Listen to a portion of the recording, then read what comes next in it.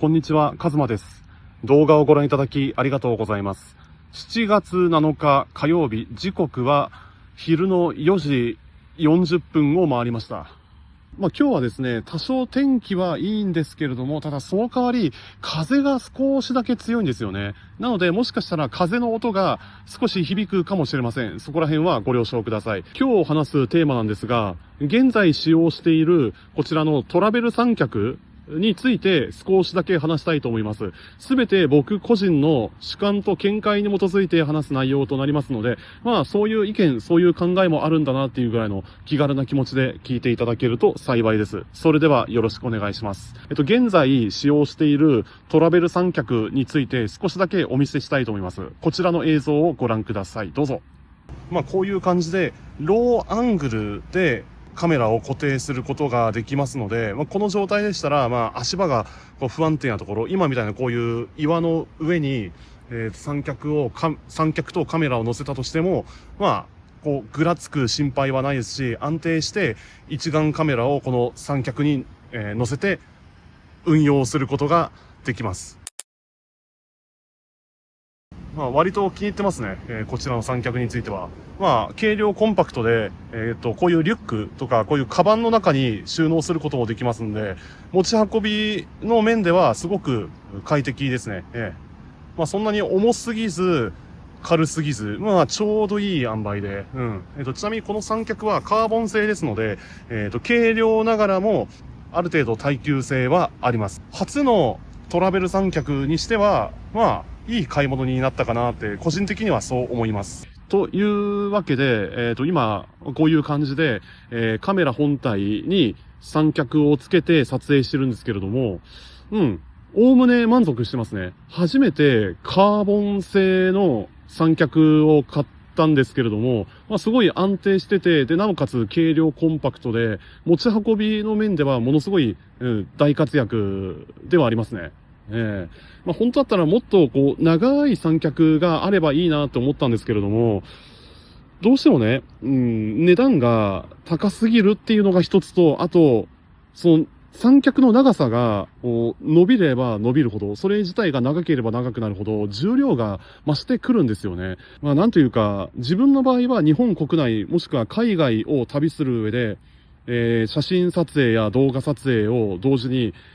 こなしてはいるんですが、その上でね、なるべく少ないコストで、少ない持ち物で、最大のパフォーマンスを発揮すること、最大の価値を築き上げること、それをベースに持ち物を選ぶようにしていますので、その兼ね合いもあってね、いろいろ検討してみた結果、そういう感じで、種類の三脚を買うことに決めました。それまでは、卓上三脚って言えばいいんですか？確かあれ、ミニ三脚、ミニ三脚っていうのがあって、以前はそれ使っていたんですよ。今もそれを持ってはいるんですけれども、なんかね、どうしてもこの公園の中だったり、もしくは川沿いとか山の中を歩くとき、その低山ハイキングやその途中で、動画撮影や写真撮影を行うってなった際、どうしてもそのミニ三脚だと不安定なんですよね。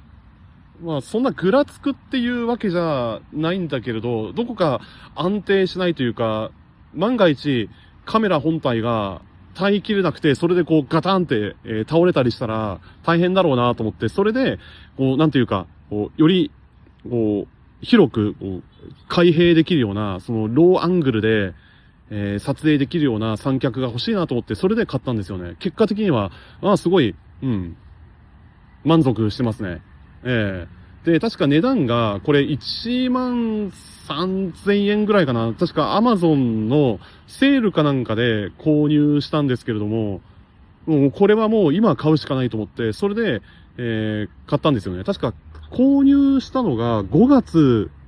下旬、5月末頃だった気がするんですけれども、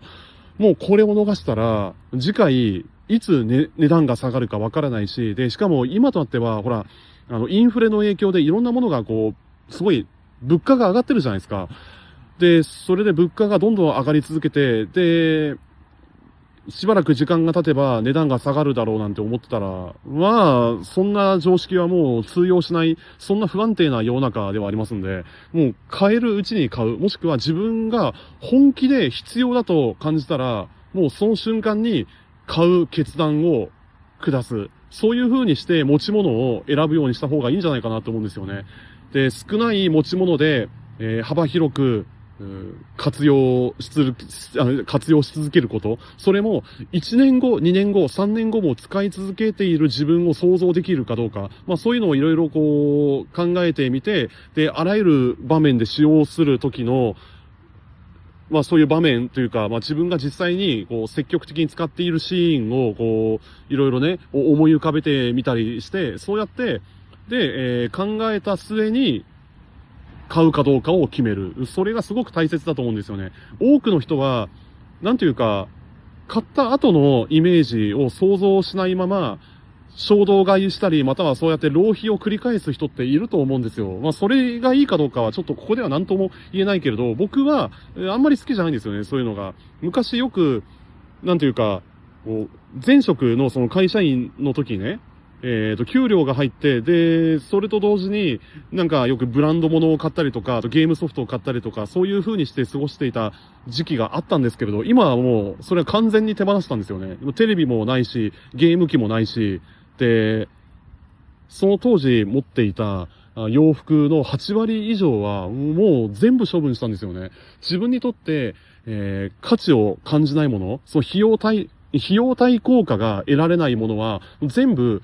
処分することに決めたんですよね。で、これから先、その自分の人生についていろいろ考えた結果、まあ、先ほども話したように、少ない持ち物で暮らし、実践し続けること、および少ないコストで最大の価値を築き上げること、で、そうやって自分のペースで一個ずつ積み上げていく。それが、大切なんじゃないかなと思うんですよね。個人で何かをこう積み上げる。自分一人の力で。というかまあ、その個人で、クリエイティブな活動をすること。その創作や発信であったり、何かしらのその価値を提供するっていうような、まあそういった取り組みを行う上では、まあ、ね、ある程度初期投資っていうのはどうしても必要になってくるんですけれども、まあ一回買えば、まあ長期的に使い続けることもできますし、まあある程度はこう、なんていうか、まあ、レバレッジが効いて、で、その後の、その資産、まあ、それ自体がね、資産となって、その後も使い続けることができますんで、やっぱりそういう、一番最初の初期投資、その自分のための自己投資っていうのは、ある程度は必要なんじゃないかなって、個人的にはそう思うんですよね。いろいろ試してみて、これはすごくいいなと思ったけれど、これは別になくてもよかったなとか、これは別にいらなかったなとか、そういうのをいろいろこう試していくと、自分にとって必要なものがだんだんとこう分かるようになってくるんですよね。僕も一番最初、カメラを買った時、本当にね、何にも知らないところから始まったんですよ。そう。本当にゼロから始めて、で、いろいろ試してみて、で、今使っているソニーのカメラに落ち着いたっていうわけなんですけれども、もうね、今後は、そんな頻繁に買い替えることはないと思います。まあ、なんというか、まあ、一度買ったものは、壊れるまで使い続けること。それも、そうね、まあ、単純に、なんだこれ。びっくりした、びっくりした。うわ。びっくりした。すいませんね。今ですね、ちょっと足のこの辺に何かちょっと、よくわかんないものがこうついてたんで、それをバッって、払いのけました。いや、一瞬びっくりした。なんか、毛虫みたいなのがこうついてるのかなと思って、びっくりした。まあ、それはそうですよね。こういう公園内で撮影してるわけですので、もう普通に、蚊や蜂とか、なんかいろいろこう、バンバン飛んでるわけですので、まあ、それはしょうがないかって。まあ、そんな感じだから今こうやって、これ長袖を着てるんですよ。虫刺され予防にもなりますし、あとは日焼け防止にもなるんで、最近はこういう、このドライ T シャツ、こういう速乾性に優れたロングスリーブを着る機会が多いですね。まあそれは別にいいとして、今使っているトラベル三脚も、今後、どれだけ長く持つかはわからないけれど、できる限り、長く使い続けていきたいですし、それこそ壊れるまで使い続けていきたいなというふうに考えていますね。一度買ったものをなるべく長く使い続けていきたいですし、そんななんか半年とか1年、2年の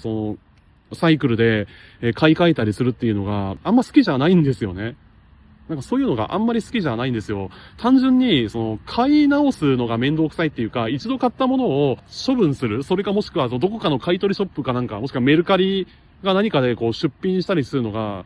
純粋に、面倒くさいんですよね。だからそういうものを減らす上で、やっぱり買い物については、できる限り失敗はしたくないですし、以前も、話したように、これまでいろんなカメラを試してきたんですけれども、なんというか、自分にとってどんなものが合っているのか。自分の場合は単純に少ない持ち物で、最大限活用し続けていきたいんですよね。どれだけたくさんのものがあったとしても、一度に持っていける荷物の量には限りがありますし、それこそ日本国内または海外で写真や動画撮影を行うってなった時、本当にもう最小限のものしか持っていけないんですよ。ということは残り7割か8割近くの、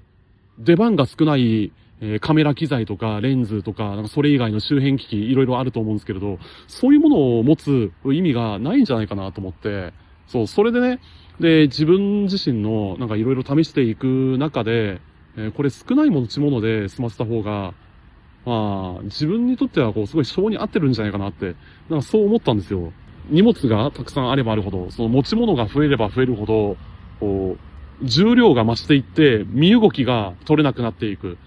で、そうやって、持ち物を管理するスペースすらもなくなっていきますし、どこに何が置いてあるかすらもわからなくなる。だからそれがすごく嫌なんですよね。だからその昔の自分はすごい、部屋の中が散らかっていて、本当になんかそれだけでストレスだったんですよ。でも、片付けるのも面倒だし、一体どうすればいいんだろうと思って。じゃあもう全部これもう、片付けるぐらいだったら、もう全部一斉に手放した方がいいんじゃないかなと思って、それで一気に断捨離したんですよね。めっちゃスッキリしました。で、その中で本当に自分にとって必要なものだけを取り揃える。もうそれをベースに日々の私生活を送ること。それが自分のその人生、少ないコストで最大の価値を築き上げていくってこのミニマリズム的な思想をベースに少ないもので暮らし実践し続けていくことが今後の人生において、大切なんじゃないかなって、自分の中では、あくまでも僕自身は、そういう風に考えています。そんなところですかね。今回の動画だって、あくまでも実験として行っているわけですので、なんていうんですかね。たくさんの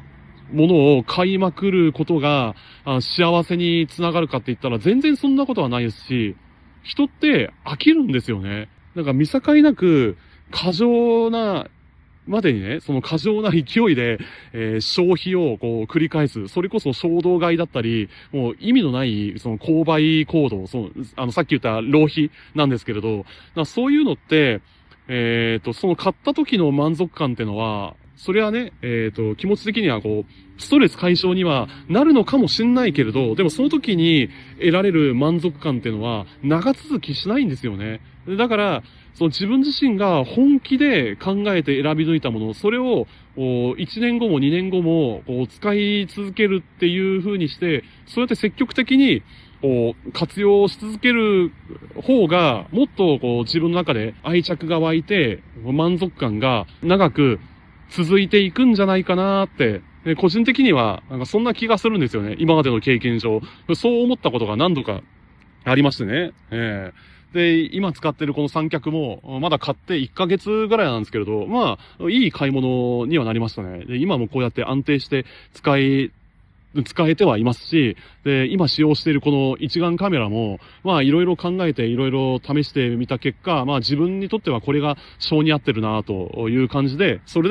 で、こうして、今も使い続けてます。というわけで、今日もこういう感じで、